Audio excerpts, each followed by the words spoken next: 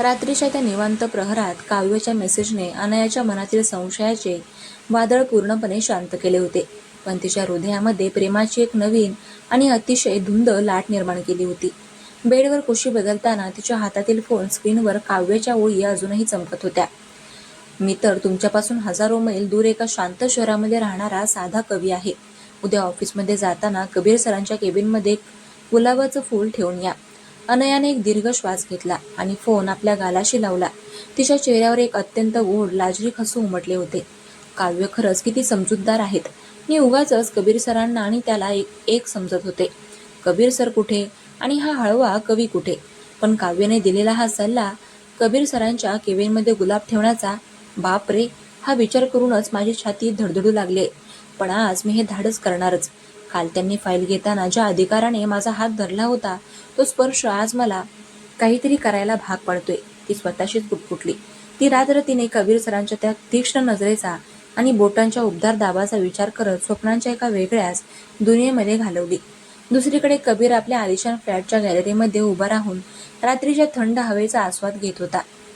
त्याच्या ओठांवरचे ते मिश्किल आणि कमालीचे हुशार हसू अजूनही कायम होते. खेळाची संपूर्ण दोरी त्याच्या हातामध्ये होती. त्याने अतिशय चाणाक्षपणे स्वतःवरचा संशय तर दूर केलाच होता, उलट काव्य बनून अनयाला खऱ्या आयुष्यामध्ये स्वतःसाठीच लाल गुलाब आणायला भाग पाडले होते. कबीरने स्वतःशीच विचार केला, अनया, उद्या सकाळी जेव्हा तू माझ्या केबिनमध्ये तो लाल गुलाब घेऊन येशील, तेव्हा तुझ्या चेहऱ्यावरची ती भीती आणि लज्जा पाहण्यासाठी मी खूप उत्सुक आहे. खऱ्या आयुष्यामध्ये तुला माझ्या प्रेमात इतकं वेडं करायचं आहे की जेव्हा हा काव्याचा मुखवटा उतरेल तेव्हा तुला वास्तवाचा हा कबीरच तुला तुझा कवी वाटेल. कबीरने डोळे बंद केले आणि त्या येणाऱ्या सुंदर सकाळची कल्पना करत तो शांतपणे झोपी गेला. सकाळचे 6:30 वाजले होते तेव्हा अनया उठली. आज तिच्या मनामध्ये एक वेगळाच थरार होता. तिने घाईघाईने आंघोळ उरकली आणि कपाटातून एक अतिशय सुंदर हलक्या पांढऱ्या रंगाचा चिकनकारी कुर्ता आणि निळी जीन्स काढली. केसांना तिने आज मोकळे सोडून दिले होते, जे तिच्या खांद्यांवर लाटांसारखे रेंगाळत होते. डोळ्यांमध्ये काजळाची हलकी रेघ ओढून ती घराबाहेर पडली. ऑफिसला जाताना तिने मुद्दाम एका फुलवाल्याकडून एक अतिशय ताजा, टवटवीत आणि मखमली पांढऱ्या रंगाचा पाकळ्यांवर दवबिंदू असलेला लाल गुलाब विकत घेतला. तो गुलाब तिने आपल्या लॅपटॉप बॅगच्या आतमध्ये अतिशय काळजीपूर्वक लपवून ठेवला, जेणेकरून ऑफिसमध्ये कोणालाही संशय येणार नाही. 9 वाजायला 20 मिनिटे बाकी असताना अनया ऑफिसमध्ये पोहोचली.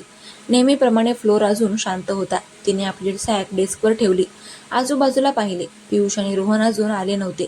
रिया तिच्या जागेवर बसून कॉम्प्युटर सुरू करत होती. अनयाने लॅपटॉप बॅगमधून तो लाल गुलाब हळूच बाहेर काढला. तिचे हृदय इतके वेगाने धडधडत होते की तिला स्वतःचा श्वास ऐकू येत होता. ती अत्यंत शांत पावले टाकत कबीरच्या पारदर्शक केबिनच्या दिशेने गेली. केबिन रिकामे होते, कारण कबीर 9 वाजायला बरोबर 5 मिनिटे बाकी असताना येतो हे तिला माहिती होते. अनयाने केबिनचा दरवाजा हलकेच ढकलला आणि ती आतमध्ये शिरली. कबीरच्या टेबलवर त्याची डायरी, लॅपटॉप आणि पेन स्टँड अगदी शिस्तीमध्ये ठेवलेले होते. अनयाने तो लाल गुलाब पेन स्टँडच्या शेजारी अशा पद्धतीने ठेवला की कबीर केबिनमध्ये आल्यावर त्याची नजर सर्वात आधी त्या गुलाबावर पडेल. गुलाब ठेवून ती जशी मागे वळली तसा तिचा पाय टेबलच्या कोपऱ्याला लागला आणि तिथली एक फाईल खाली पडली. अनयाने घाबरून ती फाईल उचलली आणि टेबलवर ठेवली. तिचे हात थंडी नसतानाही थरथरत होते. ती घाईघाईने केबिन बाहेर आली आणि आपल्या सीटवर बसून जोरामध्ये श्वास घेऊ लागली. देवा, झालं एकदाचं. आता पुढे काय होते काय माहिती. बरोबर 9 वाजायला 5 मिनिटं बाकी असताना लिफ्टचे दार उघडले आणि कबीर बाहेर आला. आज त्याने पांढऱ्या कडक शर्टवर गडद राखाडी रंगाचा सूट घातला होता. हातामध्ये लॅपटॉप बॅग होती आणि डोळ्यांवरचा तो चष्मा नेहमीप्रमाणेच त्याच्या गंभीर लुकला पूर्ण करत होता. तो जेव्हा फ्लोअरवरून चालत गेला तेव्हा त्याची नजर नेहमीप्रमाणे अनयाच्या डेस्ककडे गेली. पांढऱ्या कुर्त्यामध्ये ती आज कमालीची सात्विक आणि सुंदर दिसत होती. कबीरच्या ओठांवर एक बारीक हसू आले, जे त्याने लगेच लपवले आणि तो सरळ आपल्या केबिनमध्ये निघून गेला. कबीर केबिनमध्ये गेला. त्याने आपली बॅग टेबलवर ठेवली आणि जसा तो खुर्चीवर बसण्यासाठी वळला तशी त्याची नजर त्या पेन स्टँडच्या शेजारी ठेवलेल्या ताज्या लाल गुलाबावर पडली. काल रात्री मेसेजमध्ये त्यानेच तिला हा गुलाब आणायला सांगितलं होतं, पण जेव्हा आज प्रत्यक्ष तो गुलाब त्याच्या टेबलवर हजर होता तेव्हा कबीरच्या मनामध्ये एक प्रचंड प्रेमाचा मोठा कारंजा फुटला. त्याने तो गुलाब हातामध्ये घेतला, त्याचा सुवास घेतला. त्याच्या चेहऱ्यावर एक अत्यंत दुर्मिळ, मनमोकळं आणि रोमॅन्टिक हसू उमटलं. त्याने काचेच्या पारदर्शक भिंतीतून बाहेर पाहिलं. अनया कॉम्प्युटर स्क्रीनकडे पाहत होती. पण तिचे संपूर्ण लक्ष कबीरच्या हालचालींवर होते. कबीरने गुलाब हातामध्ये घेतलेला पाहून तिचे गाल लाजेने पूर्णपणे गुलाबी झाले होते. कबीरने तो गुलाब पेन स्टँडमध्ये अगदी व्यवस्थित मधोमध ठेवला. त्याला आता अनयाची थोडी फिरकी घ्यायची होती. त्याने इंटरकॉम उचलला आणि अनयाच्या डेस्कवर फोन केला. अनया, माझ्या केबिनमध्ये या, आत्ताच्या आत्ता. कबीरचा आवाज नेहमीप्रमाणेच कडक आणि गंभीर होता. अनयाचे काळीज एका क्षणासाठी धडकले. बाप रे, हा माणूस इतका का कडक बोलतोय? गुलाब पाहून चिडला की काय? ती भीत चावरत त्याच्या कबीरच्या केबिनमध्ये गेली आणि दरवाजा बंद केला. कबीर आपल्या लेदर चेअरवर बसला होता. त्याचे दोन्ही हात टेबलवर होते आणि तो त्या गुलाबाकडे पाहत होता. बसा अनया, कबीरने चष्म्यातून तिच्याकडे पाहत म्हटले. अनया समोरच्या खुर्चीवर बसली. तिची नजर टेबलकडेच होती. अनया, मला एक सांगा, माझ्या टेबलवर हा लाल गुलाब कोणी ठेवलाय? तुम्हाला याबद्दल काही माहिती आहे का? कबीरने अत्यंत गंभीर चेहरा करून विचारले. जणू काही ऑफिसमध्ये एखादा मोठा गुन्हाच घडला आहे. आणि अनया घाबरली. तिचे हात एकमेकांमध्ये गुंफले गेले. ते सर, मला नाही माहीत, ती खोटं बोलण्याचा प्रयत्न करत म्हणाली. कबीर थोडा पुढे झुकला. त्याच्या डोळ्यांमध्ये एक मिश्किल चमक होती. खोटं बोलू नका अनया, आज सकाळी तुम्हीच सर्वात आधी ऑफिसमध्ये आला आहात. हे CCTV फुटेज सांगतंय. आणि या गुलाबाच्या पाकळ्यांवरून जो सुवास येतोय तोच सुवास तुमच्या चिकनकारी कुर्त्यावरूनही येतोय. So I know this is your work. मला हे जाणून घ्यायचं आहे की ऑफिसच्या डेकोरममध्ये या गुलाबाचा काय संबंध? तुम्ही तुमच्या टीम लीडरला गुलाब का देताय? कबीरने तिला इतके रंगेहात पकडल्यामुळे अनया पूर्णपणे भांबावली. तिला काय बोलावे हे सुचेना. पण तिने धीर धरला. थेट कबीरच्या डोळ्यांमध्ये पाहिले आणि म्हणाली, सर, काल तुम्ही फाईल घेताना, काल तुम्ही कॅफेमध्ये माझ्यासाठी आलात. माझ्या आवडीचा विचार केलात. म्हणून फक्त एक थँक्यू म्हणून मी तो गुलाब ठेवला. जर तुम्हाला आवडला नसेल तर तो मी आत्ताच घेऊन जाते आणि कचऱ्यात टाकते. ती चिडून उठणारच होती की कबीरने अत्यंत वेगाने तिचा हात पकडला. त्याचा तो मोठा उबदार हात तिच्या नाजूक मनगटावर घट्ट बसला. कबीरने तिला पुन्हा खुर्चीवर बसवले. केबिनमध्ये पुन्हा एकदा तीच तीव्र रोमॅन्टिक शांतता पसरली. मी असं कधी म्हणालो अनया की मला हा गुलाब आवडला नाही? कबीरचा आवाज अचानक अत्यंत मऊ, खोल आणि पूर्णपणे बदलला होता. त्याच्या आवाजातील तो रोमॅन्टिक गोडवा अनयाच्या थेट हृदयामध्ये उतरला. कबीरने तिचा हात सोडला नाही. उलट तिच्या बोटांवर आपले बोटे फिरवले. हा गुलाब खूप सुंदर आहे, अगदी तुमच्यासारखाच, ताजा आणि निरागस. आणि हा माझ्या टेबलवरच राहील. थँक्यू. कबीर सरांच्या या अचानक बदललेल्या आणि अत्यंत रोमॅन्टिक शब्दांनी अनयाला पूर्णपणे घायल केले. तिच्या डोळ्यांमध्ये आनंदाचे भाव आले. तिने लाजून आपली नजर खाली केली.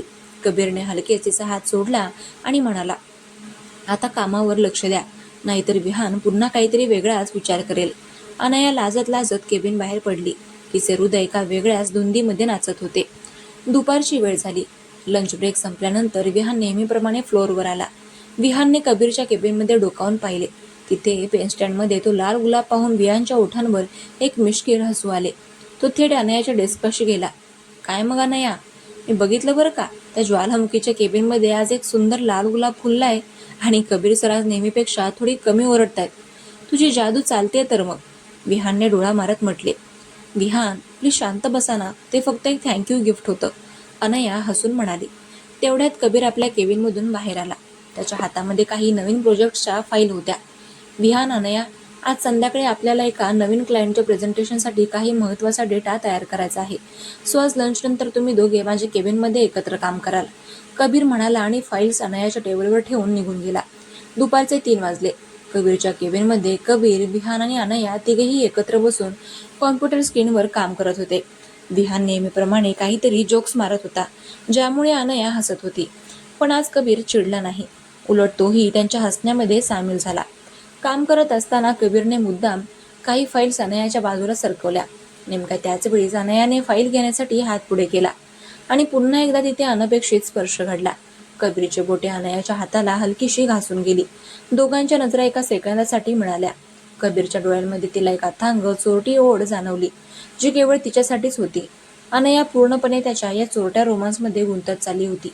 संध्याकाळचे 6 वाजले. ऑफिस सुटायची वेळ झाली. आज बाहेर पाऊस नव्हता. आकाशामध्ये खूप सुंदर सोनेरी आणि केशरी रंगाची संध्याकाळ उमटली होती. अनयाने आपली बॅग घेतली आणि ती घराच्या दिशेने निघाली. आज तिचे मन खऱ्या अर्थाने खऱ्या आयुष्यातील कबीर सरांच्या त्या गुलाबाच्या स्वीकाराने आणि त्यांच्या मऊ शब्दांनी पूर्णपणे तृप्त झाले होते. ती घरी पोहोचली, फ्रेश झाली आणि खिडकीपाशी बसून चहा पित होती. आज तिचे मन खूप आनंदी होते, पण मनामध्ये तो काव्यचा मेसेज अजूनही फिरत होता. काव्याने सांगितल्याप्रमाणेच कबीर सरांचे वागणे घडले होते. तिने विचार केला की आता काव्याला आजची ही सुंदर आणि रोमॅन्टिक कहाणी सांगायला हवी. तिने फोन काढला आणि काव्याच्या मेसेज बॉक्समध्ये गेली. तिने मेसेज टाईप केला, काव्य, आजचा दिवस माझ्या आयुष्यातील सर्वात सुंदर आणि रोमॅन्टिक दिवस होता. तुमच्या सल्ल्यानुसार मी आज कबीर सरांच्या केबिनमध्ये तो लाल गुलाब ठेवून आले होते. सुरुवातीला ते खूप कडक वागले, मला घाबरवण्याचा प्रयत्न केला, पण नंतर नंतर त्यांनी माझा हात धरला. काव्य, त्यांचा तो स्पर्श, आणि ते म्हणाले की हा गुलाब तुमच्यासारखाच खूप सुंदर आहे. काव्य, आज कबीर सरांचा तो कठोर मुखवटा पूर्णपणे वितळला होता. ते माझ्याशी खूप गोड बोलले. त्यांनी तो गुलाब त्यांच्या टेबलवर ठेवलाय. काव्य, तुमचे सल्ले खरोखरच जादूसारखे काम करतात. आज मला 100% खात्री पटलीये की वास्तव हे कल्पनेपेक्षा कितीतरी पटीने जास्त सुंदर असतं. थँक्यू सो मच काव्य, तुमच्यामुळे मला माझं खरं प्रेम मिळतंय. मेसेज सेंड करून तिने फोन छातीशी घट्ट धरला. दुसरीकडे कबीर आपल्या फ्लॅटच्या सोफ्यावर बसून विचार करत होता. त्याच्या टेबलवरचा तो लाल गुलाब त्याने घरामध्ये आणला होता आणि तो त्याच्या बेड शेजारी असलेल्या फ्लॉवर पॉटमध्ये ठेवला होता.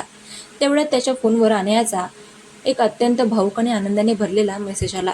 कबीरने मेसेज वाचला आणि त्याच्या ओठांवर एक अपार प्रेमाचे, समाधानाने भरलेले हसू उमटले. अनया त्याच्या प्रेमामध्ये इतकी वेडेपणाने पडली होती की हे अनुभवणे त्याच्यासाठी खूप मोठे सुख होते. पण सस्पेन्स अजून संपला नव्हता. खेळाचा हा लपंडाव त्याला अजून काही काळ असाच पुढे न्यायचा होता. कारण जितका हा सस्पेन्स लांबत होता, तितकेच खऱ्या आयुष्यातील प्रेम अधिकच घट्ट आणि मधुर होत चालले होते. कबीरने काव्य बनवून अत्यंत रोमॅन्टिक, सस्पेन्स वाढवणारा आणि नात्याला एका नव्या रंजक वळणावर घेऊन जाणारा रिप्लाय टाईप केला. अनया, तुमच्या या आनंदाचा सुगंध आज माझ्या शब्दांमध्ये दरवळत आहे. मला खूप खूप आनंद झाला की कबीर सरांनी अखेर त्या गुलाबाचा आणि तुमच्या प्रेमाचा स्वीकार केला. मी तुम्हाला सांगितलं होतं ना, जो पुरुष बाहेरून जितका कडक असतो तो आतून तितकाच हळवा आणि प्रामाणिक असतो. कबीर सरांचा तो कठोर मुखवटा आता पूर्णपणे गळून पडला आहे. खऱ्या आयुष्यातील या सुंदर प्रवासाचा आनंद घ्या.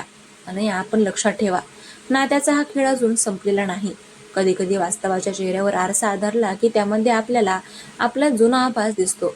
खऱ्या आयुष्यातल्या त्या कबीरच्या डोळ्यांमध्ये स्वतःला पूर्णपणे शोधून काढा. उद्या ऑफिसमध्ये जाताना एक नवीन गोष्ट घडणार आहे. कदाचित कबीर सर स्वतः तुम्हाला काहीतरी देतील जे तुमच्या थेट हृदयाला स्पर्श करेल. उद्याच्या नवीन वळणाची मी वाट पाहीन. मेसेज सेंड करून कबीरने फोन बाजूला ठेवला आणि डोळे बंद केले. खेळ आता एका अत्यंत मजेशीर आणि थरारक वळणावर आला होता. त्याने स्वतःची ओळख तर पूर्णपणे लपवून ठेवलीच, उलट सस्पेन्सचे जाळे आणखी लांबवत उद्या ऑफिसमध्ये स्वतःहून तिला काहीतरी देण्याचा एक नवीन प्लॅन ठरवला होता. तिकडे अनयाने बेडवर पडून तो मेसेज वाचला. कदाचित कबीर सर स्वतः तुम्हाला काहीतरी देतील. हे शब्द वाचून तिच्या अंगावर सरसरून काटा आला आणि तिचे हृदय प्रचंड वेगाने धडधडू लागले. उद्या उद्या कबीर सर मला काय देणार? हा महासस्पेन्स आता अधिकच घट्ट आणि रोमांचक होत चालला होता आणि उद्याची नवीन सकाळ या लव्ह स्टोरीचा सर्वात मोठा ट्विस्ट घेऊन येणार होती.